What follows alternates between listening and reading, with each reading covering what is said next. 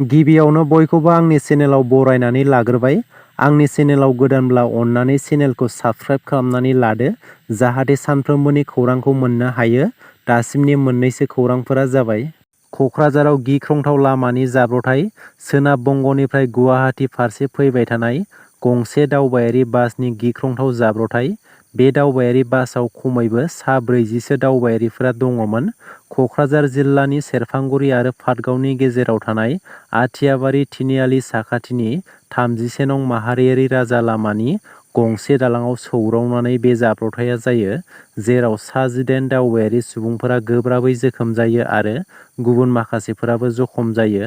जाब्रथायाव जोखोम जानाय सा 18 सुबुंफोरखौ क'क्राझार मेडिकेल कलेज एन्ड हस्पिटालाव फाहामथायनि थाखाय थिसननाय जायो। बास सालायग्राया जौ लोंनानै सालायनायनि जाहोनाव बे जाथाया जादों होननानै फोरमायदों जोखोम जानाय सुबुंफोरा।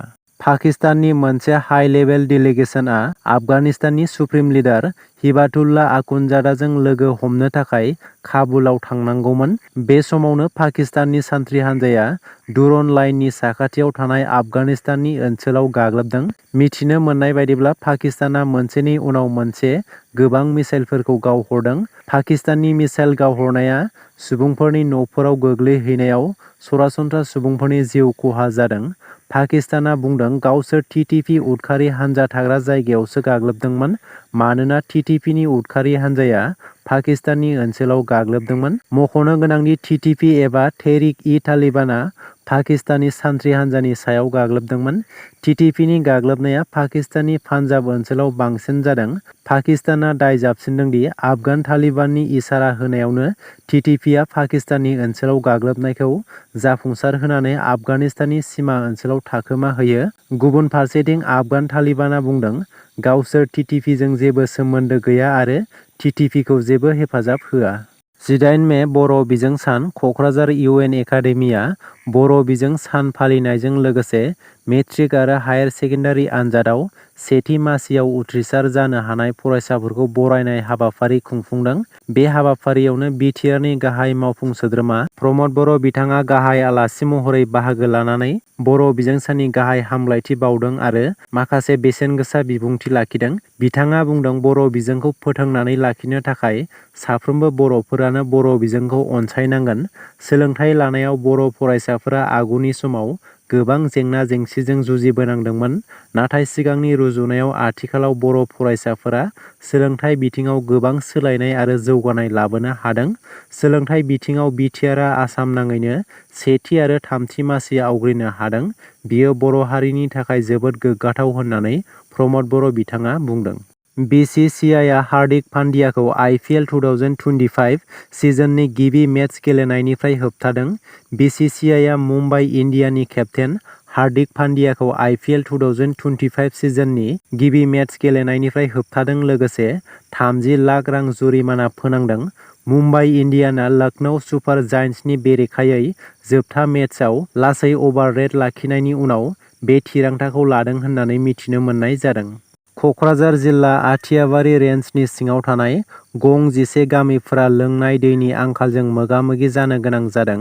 बेबादि जेंनानि समाव बड'लेण्ड जनजाति सुरक्षा मन्चनि दैदेनगिरि दावराव देख्रेब नार्जारि बिथाङा लोंनाय दैनि जेंनाजों मोगा-मोगि जानाय ओनसोलाव थांनानै खौरां लाहैनायजों लोगोसे थांनाय सानथामसोनिफ्रायनो सान्थिपुर, आखिगुरि, अन्थाइबारि, दैमुगुरि, प्रेमनगर, धर्मपुर, बैग्रिगुरि, आवजारगुरि, गोजोनपुरि, निजोमगुरि, दावगांबारि आरो सालबारि ओनसोलाव क'क्राझार जिल्ला पाब्लिक हेल्थ इन्जिनियार बिफाननि गारिजों रायजो-राजाफोरनो लोंग्रा दै जगायनानै होदों। दैनि आंखालनि समाव दावराव देख्रेब नार्जारि बिथांनि बेफोरबायदि रायजोनो हेफाजाब होनायखौ ओनसोलनि रायजो-राजाफोरा गोजोननाय फोरमायदों। गोबां सान अखा हायैनि जाहोनाव बैफोर ओनसोलाव थिंखल दैखर दैमानि दैफोरा रानजोबनायनि जाहोनाव लोंग्रा दैनि आंखालजों मोगा-मोगि जानो गोनां जादों। गामिनि रायजोफोरा फोरमायनाय बायदिब्ला बैफोर ओनसोलाव मानसिजों लोगोसे जिब-जुनारफोराबो लोंग्रा दैनि थाखाय गोबां जेंनायाव गोग्लैदों। मानसि लोंब्ला जिब-जुनारा लोंनो दै गैया, दुगैनो, जि-जोम सुनो दै गैया होननानै फोरमायदों। बेनिखायनो बैफोर ओनसोलाव दै जगायना होनो खावलायदों क'क्राझार जिल्ला बेंगिरिखौ। आसामनि गिबि मन्थ्रि हिमन्त बिश्व शर्मा बिथाङा झारखन्डआव लक सभा बिसायख'थि फोसावदिंनाय हाबाफारियाव बाहागो लानानै बुंदों, आसामाव 1,25 लाख बांलादेशनि सुबुंफोर दं। आसामनि बराक सेरफाङा मिनि बांलादेश जाबाय। आसामाव हिन्दुफोरा थामोनथा रैखा खालामनो थाखाय जुजिनो गोनां जादों।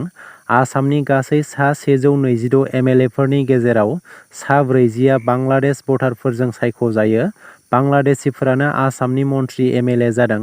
बांलादेशिफोरानो आसामाव बिधान सभानि बुंथिगिरि, लेङाइ बुंथिगिरि आरो बिजिरगिरि जादों। मख'नो गोनांदि गुबुन रायजोआव थांनानै गिबि मन्थ्रि हिमन्त बिश्व शर्मा बिथाङा आसामाव 1,25 लाख बांलादेशी दं होननानै दाबि खालामहैनाया बयखौबो सोमोनांहोदों। मानोना मिरुनि बिजेपि सरकारा नोगोरारि सोदांनाय आयेन एबा खा आयेन जाबसिननानै आसामाव आरोबाव गुबुनारि हाबसनफैनायफोरनि बजायखौ होनो नागिरदों। नाथाय हिमन्त बिश्व शर्मा दैदेननाय आसाम सरकारा मिरुनि थांखिखौ अजद होआखै, अदेबानि नोगोरारि सोदांनाय आयेनखौ बरायदोंसो। मोनसे गोजोनथाव खौरां, अख्रां जिपिटिनि गेजेरजों बर' रावखौ आर्टिफिशियेल इन्टेलिजेन्स एबा एआइनि गेजेरजों गुगोलाव मोननो हासिगोन। बर', असमिया, हिन्दी, इंराजि आरो बांला बे मोनबा रावजों लोगो लोगोनो ट्रान्सलेसन खालामनो हासिगोन। बे मोनबा रावजों आरो जायखिजाया आयदानि सायाव लोगो लोगोनो मोनसे खन्थाइ, रायथाइ, लिरबिदां सोरजिनो हानाय खाबुखौ बे समाव अख्रां जिपिटिनि गेजेरजों मोननो हासिगोन। कक्राझार सरकारि फरायसालिमानि इडुकेसन बिफाननि बिबुंगोरा डक्टर कमल बड'सा आरो माखासे स्टाफफोरनि नाजानायाव बिबुंगोरा डक्टर कमल बड'सानि आंगोनि फिसाज्ला बिशाल बड'सानि हेफाजाबजों बर' रावनि बे गेदेरथार जाफुंसारनायखौ मोननो हादों। 18 मे बर' बिजों सानजों लोब्बा लाखिनानै अख्रां जिपिटिखौ गुगोलनि एंग्ल' बड' डिक्सनारियाव फोसावनानै होनाय जाबाय। दासिमनि मोननैसो गोनां खौरांफोरा बेनोमोन। गोजोन्थों।